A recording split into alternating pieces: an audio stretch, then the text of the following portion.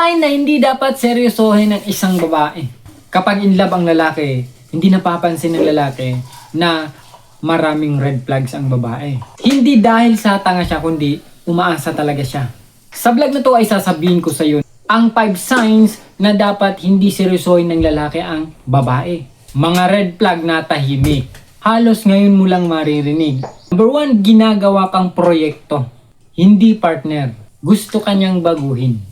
Hindi tanggapin. Mahal ka raw niya pero maraming dapat na ayusin sa'yo. Ugali, kaibigan, pangarap. For example, mahal kita pero dapat maging ganito ka. Hindi yan encouragement.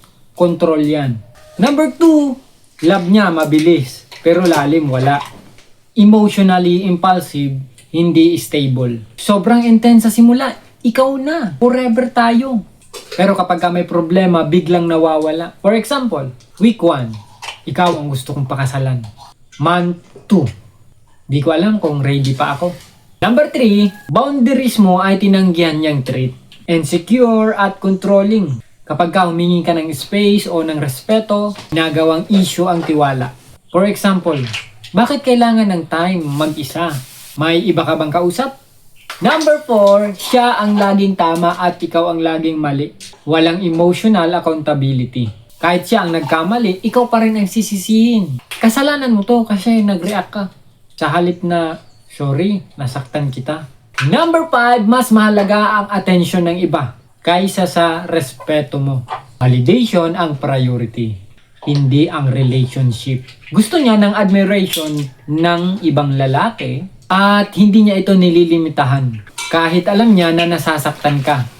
Flirty chats, comment, at backup option.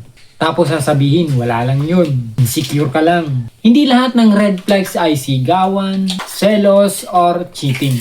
Ang pinakamapanganib ay yung mukhang love sa umpisa, pero control pala sa huli. Kung nakita mo ang mga senyalis na ito, hindi kanya minamahal ng totoo. Pero tandaan, ang tamang tao ay hindi ka ipaglalaban sa sarili mo. Kung gusto mo ng maraming content tungkol sa ganitong mga topic ay maaari kang mag-subscribe sa ating channel at pakihit na rin ng like at pwedeng kang mag-comment. Thank you so much!